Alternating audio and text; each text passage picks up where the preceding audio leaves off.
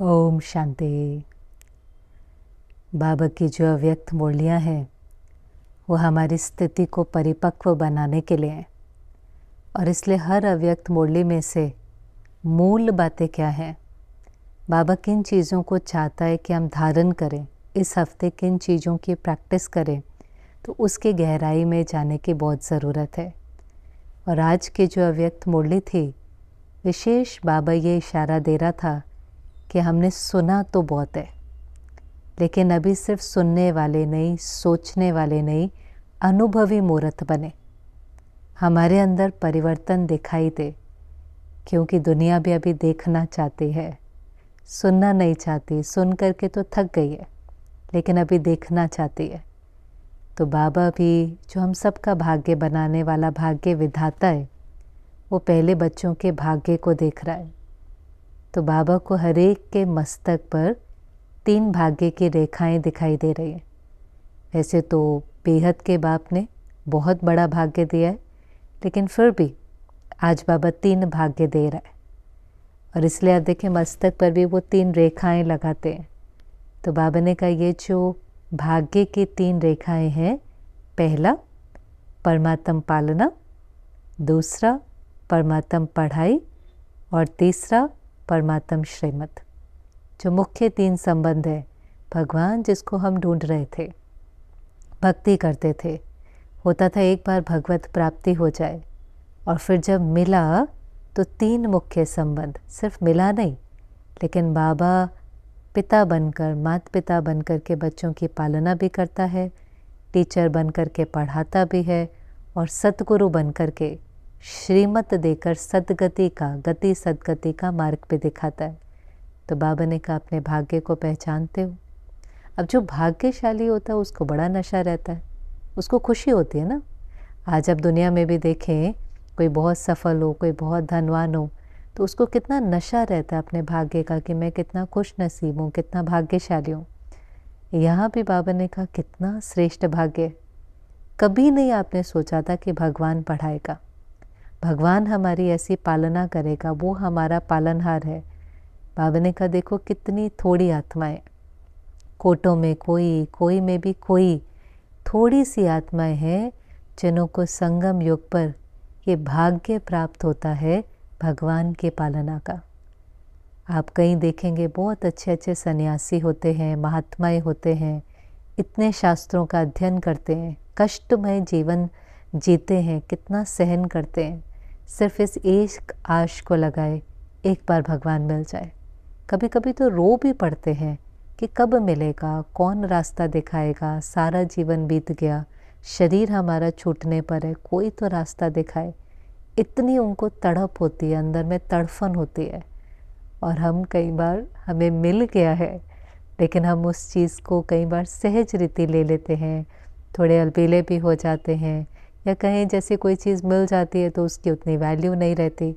पर बाबा कह रहा है इसको स्मृति में रखो, आपको कौन मिला है, भगवान हमारी पालना कर रहा है। जैसे बाबा कहते हैं ना, दुनिया में भी किसी के माता पिता नहीं होते तो उसको ऑर्फन कहते हैं, फिर वो लड़ते झगड़ते रहते हैं। ऐसे हमें भी जब तक बाबा नहीं था तो क्या था, विकारों के वश में थे, खुद से भी लड़ते थे, औरों से भी लड़ते थे, जीवन कैसी थी। अभी बाबा इतना स्नेह से भरपूर करता है।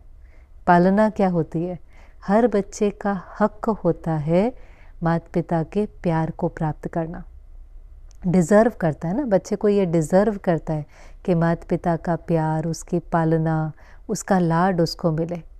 पर हद में तो कई बार मिलता है, कई बार नहीं मिलता, ये तो कर्मों के अनुसार है। पर बेहद का बाप अपने हर बच्चे को, चाहे वो कमज़ोर है, चाहे वो गलतियां करता है, चाहे उससे बहुत पाप हो जाते हैं, चाहे वो कुछ भी करे, लेकिन बाबा अपने हर बच्चे को मेरा मीठा बच्चा है, सिखिलदा बच्चा है, बहुत समय से बिछड़ा हुआ बच्चा है, देव कुल की आत्मा है, ऐसी इतनी ऊंची नज़र से देखता है। और देखते देखते हमें भी इतना ऊंचा बना देता है। जैसे माता पिता का काम होता है ना, बच्चों को श्रेष्ठ ते श्रेष्ठ बनाना, ऐसे बाबा भी एक जन्म के लिए नहीं, लेकिन इतना श्रेष्ठ बनाता है कि 21 जन्म हम सुखी हो जाते हैं। तो इतना श्रेष्ठ भाग्य है, इतनी ऊंची पढ़ाई है, गति सदगति का मार्ग है। पढ़ाई भी आप देखो, आजकल लोगों को यही नहीं पता राइट क्या है, रॉन्ग क्या है। एक ही कहते रहते हैं, हम मूंझ जाते हैं, हम कंफ्यूज हो जाते हैं, हम डिसीजन नहीं ले पाते हैं, क्योंकि विवेक नहीं है। और विवेक जागृत होता है ज्ञान सुनने से। जब मुरली सुनते हैं तो पता चलता है श्रीमत क्या है, तो समझ में आता है राइट क्या है, रॉन्ग क्या है।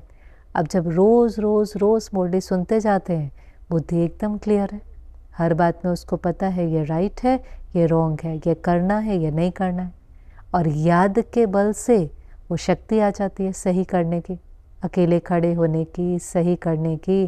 क्योंकि बाबा भी कहता है अब सत्य के मार्ग पर चलेंगे तो नैया तो हिलेगी, तूफान तो बच्चे आएंगे, लेकिन बाबा आपके साथ है।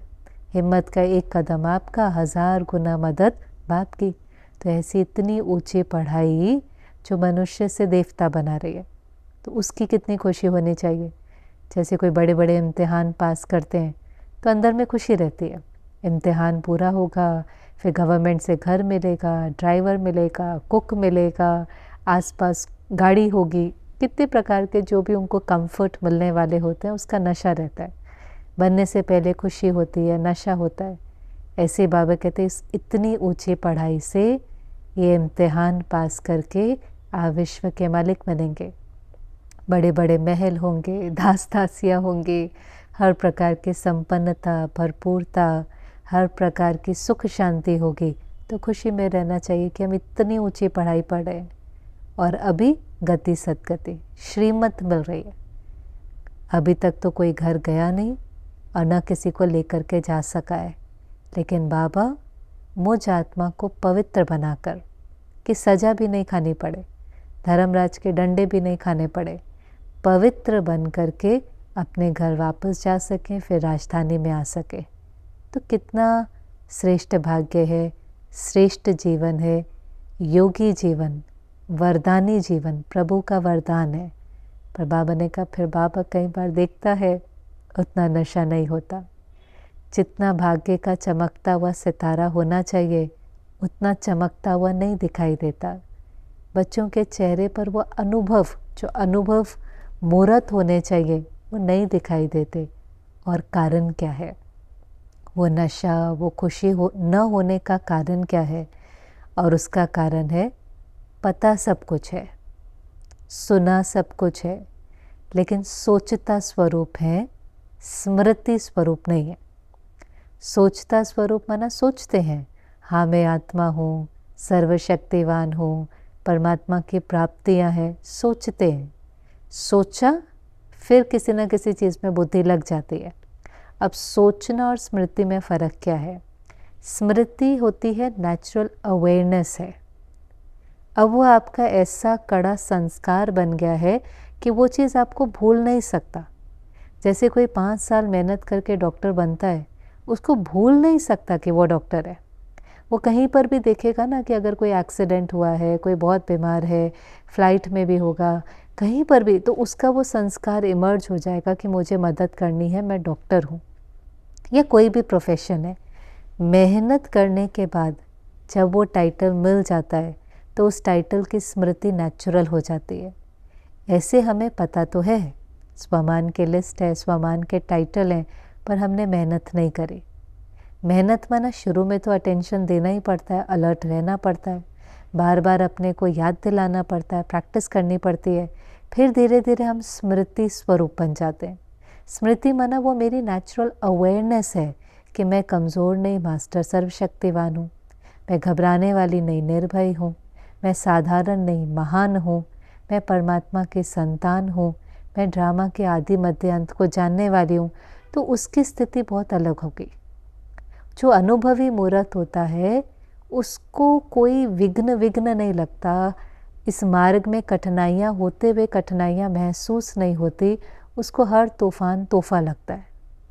उसका उमंग उत्साह कभी कमी नहीं होता, नशा और खुशी कभी कमी नहीं होती, क्योंकि हर बात समझ आ गई और हर बात की स्मृति है और वो स्मृति समर्थी देती है। सोचने तक रह जाएगा तो समर्थी नहीं आती, शक्ति नहीं आती, लेकिन स्मृति है। जैसे आपको इस बात की भी स्मृति है, ड्रामा कल्याणकारी है। तो ड्रामा के कोई भी सीन आएंगे, समझो कोई विघ्न भी आता है, कोई पेपर भी आता है, तो मन ये नहीं कहता मेरे साथ ऐसा क्यों हो गया। समझ में आता ड्रामा कल्याणकारी है, कोई पिछला हिसाब किताब है जो लौट करके आया है, अभी इसको चुप करना है, एक्यूरेट है, नथिंग न्यू है। ये संकल्प नहीं आता मेरे साथ ऐसा क्यों हो गया, भगवान ने मेरे साथ ऐसा क्यों किया, इतनी बड़ी बात है, अब ये क्या हो गया, हलचल में आ गए। तो स्मृति से समर्थि है, जहाँ समर्थि है वहाँ स्थिति है, वो चीज़ आपकी स्थिति में दिखाई देगी, नेचुरल। लेकिन अगर स्मृति स्वरूप नहीं होते, केवल सोचता स्वरूप है या सुनने तक ही है, तो वो चीज़ फिर स्थिति में नहीं दिखाई देती। और लोग तो देखना चाहते हैं ना, अभी सुनना थोड़ी ना चाहते। बाबा ने कहा कितना तो सुन सुन करके थक गए हैं। दुनिया में तो अभी कितने अच्छे अच्छे मोटिवेशनल स्पीकर हैं, हमारे से अच्छे हैं। उनका प्रेजेंट करने का तरीका, उनके एग्जाम्पल देने का तरीका इतना औरों को प्रभावित करने वाला है। लेकिन हमारी क्या चीज़ की छाप उन पर पड़ती है, अनुभव की एक अलग छाप है। क्योंकि जो अनुभव से बोलता है उसकी वाणी में एक जौहर होता है, उसकी वाणी में एक अथॉरिटी होती है, उसकी वाणी में संकोच नहीं होता, क्योंकि वो अनुभव से बोलता है। और फिर वो चीज़ उसके कर्मों में दिखाई देती है, वो चीज़ उसकी स्थिति में दिखाई देती है, चेहरे और चलन में दिखाई देती है, महसूस होता है लोगों को। इसलिए उसकी वाणी से भी आत्माओं को बल मिलता है कि हाँ मुझे परिवर्तन होना है। सुनने तक नहीं होता, उसको बल मिलता है कि हाँ मुझे भी अपने को परिवर्तन करना है। एक वाणी होती है, लोग सुनते हैं, महिमा करते हैं, बहुत अच्छा सुनाया, प्रभावित होते हैं। एक वाणी होती है कि उनको सुन करके प्रेरणा मिलती है कि नहीं, जो इन्होंने कहा है वो मुझे करना है। उनके जीवन में भी परिवर्तन आता है, लेकिन वो तब होता है जब मेरे जीवन में परिवर्तन आया हो। बाबा ने कहा देखो, अनुभवी ही अनुभव करा सकता है। जिसके पास अनुभव नहीं है, केवल उसने तैयार की भी है वो चीज़, तो वो सुना सकता है, प्रभाव डाल सकता है, महिमा योग्य बन सकता है, लेकिन वो किसी को इस तरह से इंस्पायर नहीं कर सकता कि उसको अंदर में आ जाए कि हाँ मुझे भी अपना ऐसा जीवन बनाना है। पर अनुभवी मूर्त होगा, उसके पास अनुभव की शक्ति होगी, तो सामने वाले को लगेगा नहीं मुझे अपने को बदलना है। इसके लिए पहले बाबा ने कहा आप स्मृति स्वरूप बनो। पहला होता है सुनना। फिर जिस बात का हम चिंतन करते हैं, प्रैक्टिस करते हैं, वो स्मृति में बैठ जाती है। फिर जैसी स्मृति होती है समर्थि, उस स्मृति से शक्ति आती है। जैसी समर्थि होती है फिर वैसी स्थिति, वैसी कृति, वैसी सृष्टि बनती है। अब किसी भी चीज़ की स्मृति, मैं आत्मा मास्टर सर्वशक्तिवान हूँ, ड्रामा कल्याणकारी है, भगवान मेरा साथी है, एक एक लाइन की जो स्मृति है वो स्मृति हमारे अंदर बहुत समर्थी देती है। और वहीं पर मैं तो नहीं कर सकता, मेरे से तो हो नहीं सकता, मैं तो चल नहीं सकता, बहुत मुश्किल है, करना तो चाहता हूँ, ये भी एक प्रकार के संकल्प हैं। तो उसमें समर्थी नहीं है, आत्मा और ही कमज़ोर हो जाती है। और बाबा ने कहा देखो जो अनुभवी मूर्त है उसकी क्या निशानी होगी। 4 सब्जेक्ट हैं हमारे, ज्ञान, योग, धारणा। कोई अनुभवी मूर्त है, उसमें उमंग उत्साह होगा, माया से कभी धोखा नहीं खाएगा। माया तो आएगी भिन्न भिन्न रूप में, भिन्न भिन्न विघ्न भी आएंगे, पेपर भी आएंगे, समस्याएं भी आएंगी, लेकिन वो माया के रंग रूप से धोखा नहीं खाएगा। कर्मेंद्रियों का मालिक होगा, स्वराज्य अधिकारी होगा, ज्ञान उसके जीवन के अंदर दिखाई देगा, उसके बोल और चरित्र के अंदर ज्ञान दिखाई देगा। बाबा ने कहा वो सिर्फ योग करने वाला नहीं होगा, ये भी हमें चेक करना है। कई बार हम अपने को सेटिस्फाई कर लेते हैं, हाँ मैंने योग किया, मैंने अमृत वेला भी किया, नुमा शाम भी किया, कुछ घंटे अपने चार्ट में भी लिख देते हैं। पर योग का जो परिणाम है, जो उसकी निशानी है, बाबा ने कहा जो योगी होगा वो शक्तिशाली होगा। जिस शक्ति को जिस समय ऑर्डर करेगा वो हाजिर हो जाएंगे। जिस समय सहन करने की शक्ति चाहिए उस समय सहन करने की शक्ति हाजिर होगी। ऐसा नहीं करना था सहन और कर दिया सामना। होता ना, कभी किसी ने अपमान किया, किसी ने गलत व्यवहार किया, किसी ने गुस्सा किया, उस समय याद आना बाबा की श्रीमत है सहन करना। उस समय बाबा की श्रीमत ये नहीं है कि उसको उल्टा जवाब देना या उससे लड़ना या उससे झगड़ना, नहीं। श्रीमत है अपमान को सहन करना। अपमान को सहन करना माना कोई तो पुराना पाप है जो लौट कर आया है, अब वो गलत बोल रहा है, लेकिन मुझे दुखी नहीं होना है और उसको वापस दुख देना नहीं है। उसको कहेंगे एक्सेप्ट करना, लेकिन डिस्टर्ब नहीं होना।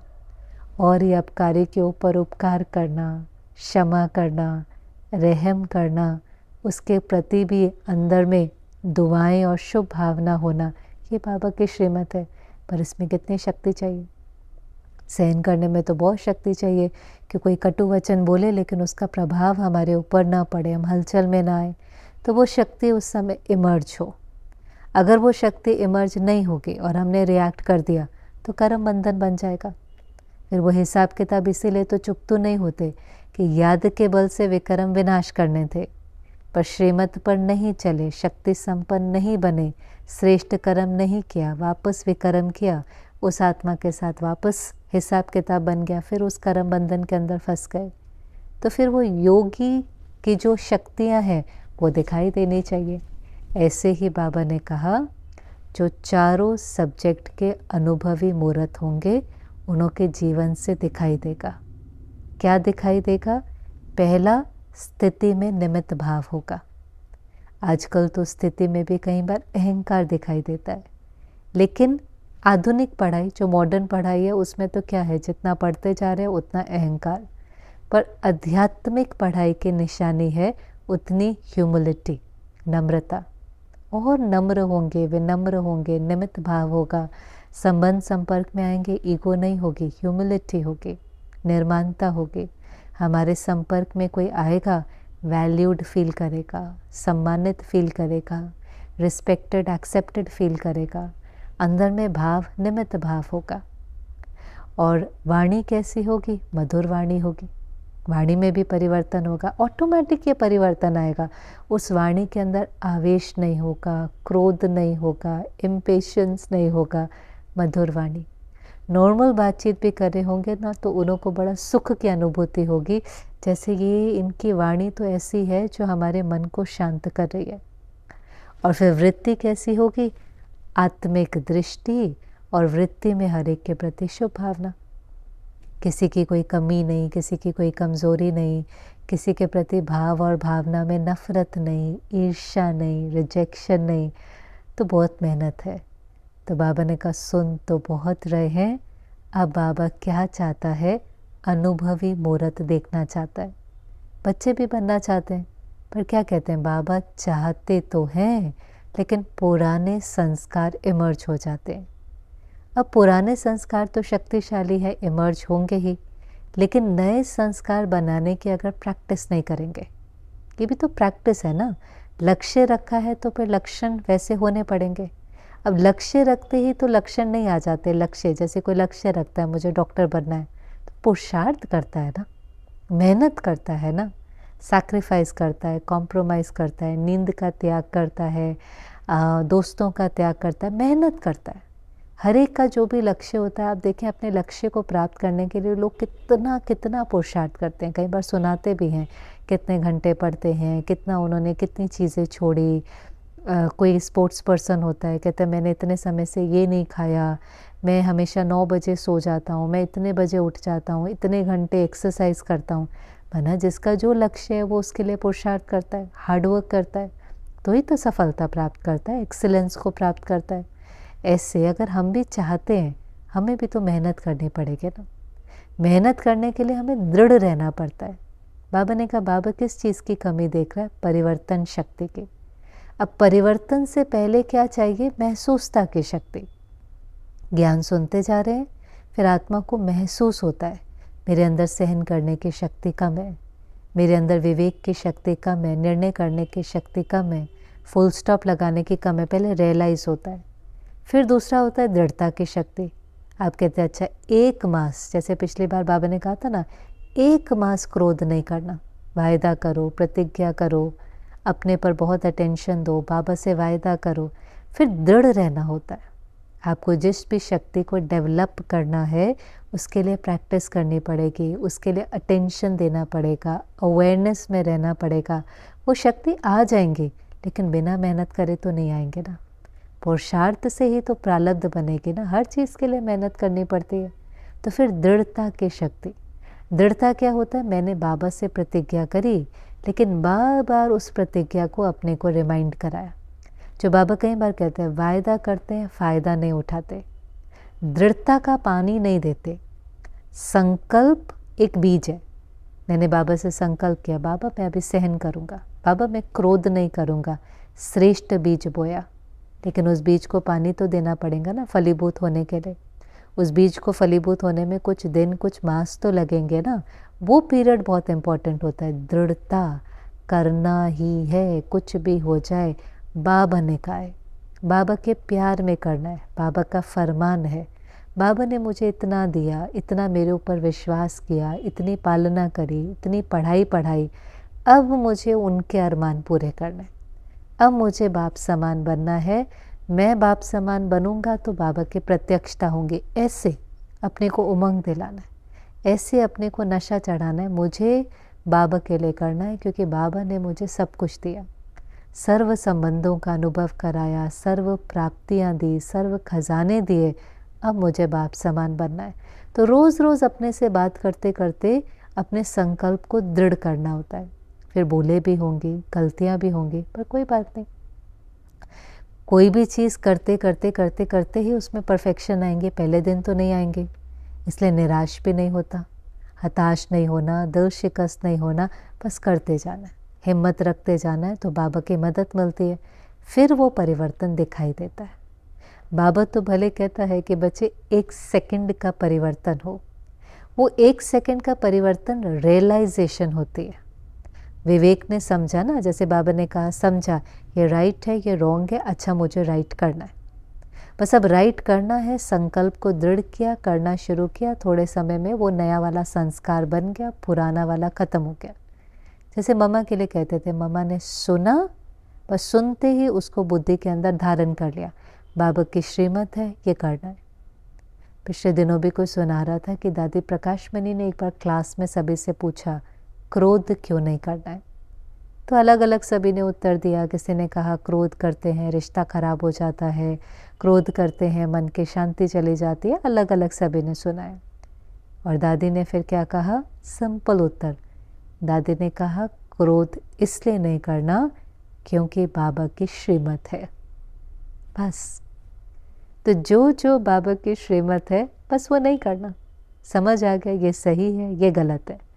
काम, क्रोध, लोभ, मोह, अहंकार, ईर्ष्या, द्वेष, आलस्य, अलबेलापन, उसके बाल बच्चे, ये गलत है। समझा दिया बाबा ने, ये नहीं करना, बाबा की श्रीमत है। बुद्धि को क्लियर हो गया।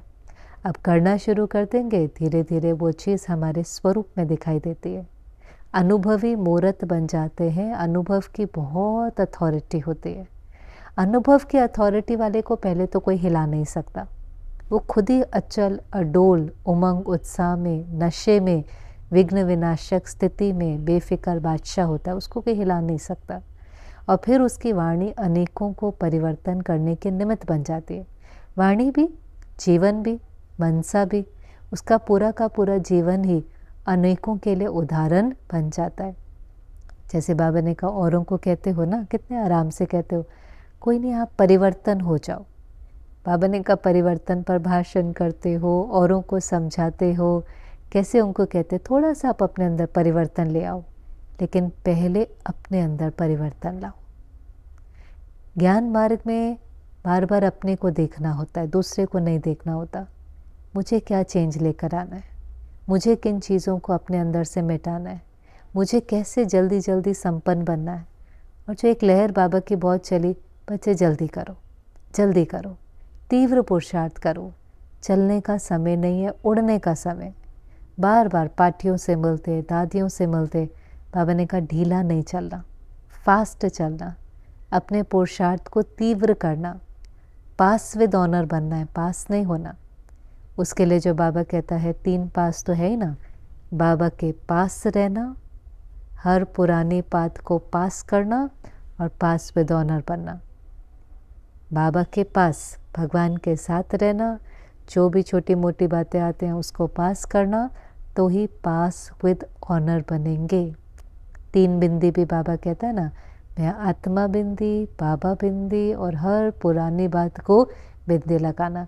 तो परिवर्तन शक्ति को फास्ट, जैसे साइंस अभी क्या करती है, हर चीज़ फास्ट हो।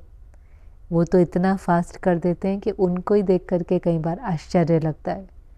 एआई आदि बना रहे ना, आर्टिफिशियल इंटेलिजेंस, तो कई बार कई बड़े बड़े कहते हैं हमें लगा कि जो परिवर्तन इसके अंदर, जैसे मॉडल बनाते हैं तो कहते हैं अगले मॉडल में हमें लगा 5 साल में जो परिवर्तन आएगा वो तो 2 साल में ही आ गया।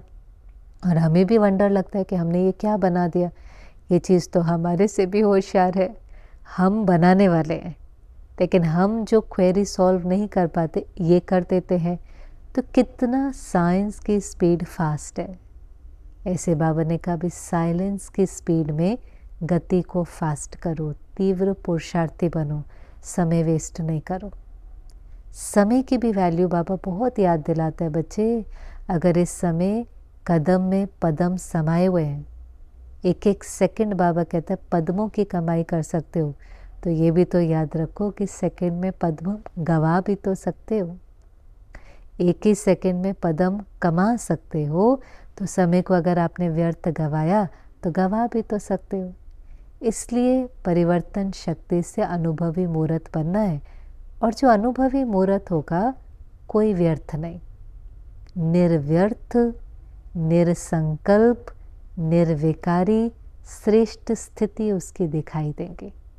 यही तो तरीका है ना, दिखाई देना चाहिए, चेहरे चलन और स्थिति से वो चीज़ दिखाई देनी चाहिए। तो ये मुख्य जो बाबा की मुरली थी कि स्मृति स्वरूप बनो, अनुभवी मूर्त बनो और परिवर्तन शक्ति को फास्ट करके तीव्र गति ला करके पास विद ऑनर बनो।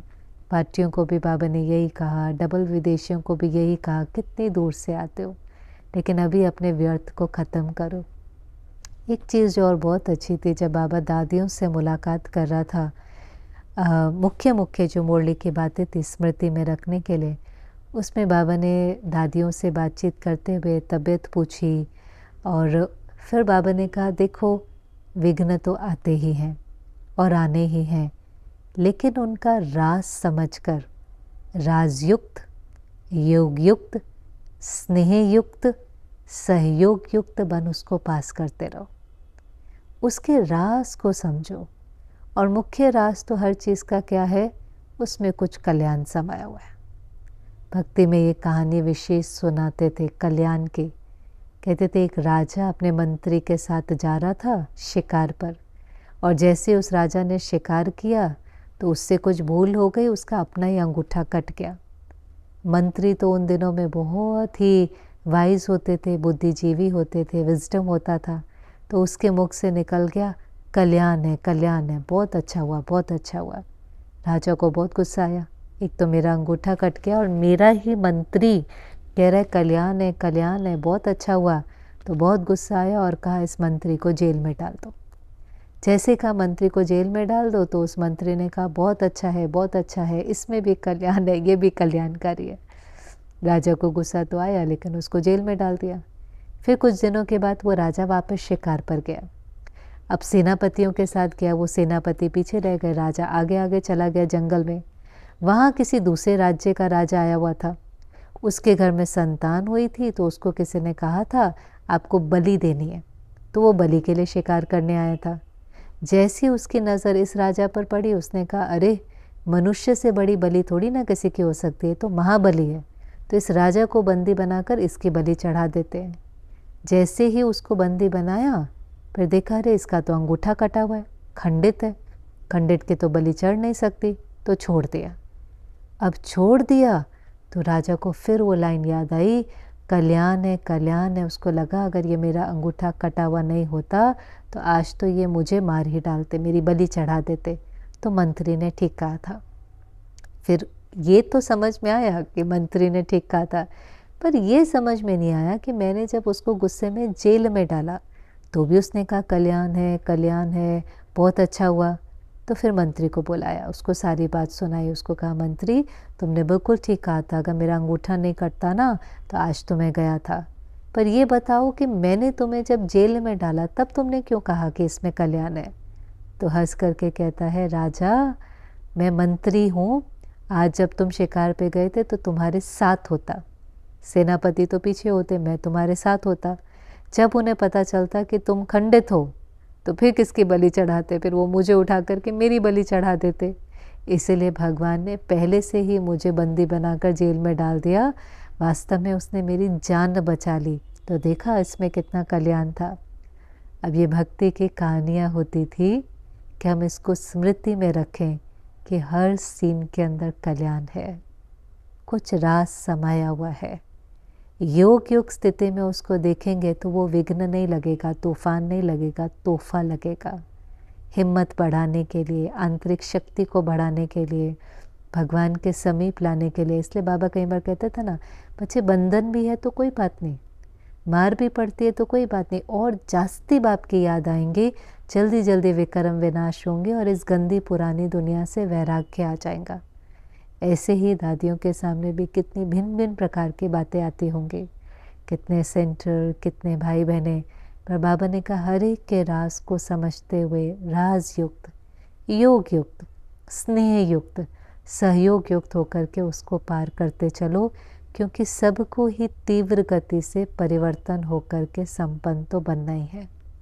नाम तो देखो बाला होना ही है, लेकिन इस मार्ग में विघ्न तो पड़ते ही है, क्योंकि दुख की दुनिया है, पाप की दुनिया है, मृत्यु लोक है, और हर एक के सर पर 63 जन्मों के विघ्न है। इसलिए बाबा तो कभी ये भी नहीं कहता तूफान आ सकते हैं, बाबा तो कहता है तूफान आने ही हैं, आप अपने को शक्ति संपन्न बनाओ कि उसका प्रभाव आपके ऊपर नहीं पड़ सके, क्योंकि अंत का पेपर भी तो 1 सेकंड का है। बाबा ने कहा परिवर्तन शक्ति इतनी फास्ट होनी चाहिए, 1 मिनट नहीं। आप कई बार कहते हो 1 मिनट साइलेंस, उन दिनों ये निकला था just a minute, 1 minute silence, पर बाबा ने कहा यहाँ तो 1 सेकंड। इसलिए बाबा जो ड्रिल कराता है वो होता है ना 1 सेकंड में, 1 सेकंड में ये करो। आज की मुरली में भी जो बाबा ने ड्रिल कराई, बच्चे 1 सेकंड में निर्व्यर्थ होकर, निरसंकल्प होकर, एकाग्र बुद्धि बनकर एक बाबा को याद करो। कहीं बुद्धि नहीं जाए किसी कारखाने में, धंधे में, व्यक्ति में, वस्तु में, वैभव में, व्यर्थ में, विकारी संकल्प में, कहीं नहीं। 1 सेकंड, कभी नहीं बाबा कहता 1 मिनट, 1 सेकंड में मन के मालिक बनो। व्यर्थ को समाप्त कर, विकल्पों को समाप्त कर, बुद्धि को एकाग्र कर, बस एक मैं और बाबा, बाबा की याद में समा जाओ। क्योंकि अंत का पेपर भी तो 1 सेकंड का है। अंत का जो पेपर आएगा, चाहे प्रकृति से, चाहे अपने शरीर से, चाहे संबंधी से, जो भी पेपर आएगा, पेपर तो बिन बिन जो आने वाले हैं बाबा ने बता दिए, कब आना है वो नहीं पता। और उस अचानक के पेपर में एवर रेडी रहना है, उसके लिए बहुत काल का पुरुषार्थ चाहिए, बहुत काल एकाग्र बुद्धि होंगे। 1 सेकंड में फुल स्टॉप लगाया होगा तो उस 1 सेकंड के पेपर में भी पास हो सकेंगे, पास विद ऑनर बन करके बाबा के साथ चलेंगे, बाराती बन करके नहीं, लेकिन साथ चलेंगे। तो ये बाबा की मुरली थी, जिसके अंदर से इस हफ्ते जो हमें विशेष पुरुषार्थ करना है, अनुभवी मूर्त बनना है, परिवर्तन अपने अंदर लेकर आना है, उसके लिए अभ्यास करना है, प्रैक्टिस करनी है, स्मृति स्वरूप बनना है, सिर्फ सोचने वाले नहीं, स्मृति स्वरूप, सुसमर्थी स्वरूप, स्वस्थिति में दिखाई दे, कृति में दिखाई दे, तो हमारी श्रेष्ठ तकदीर बनेंगे। ओम शांति।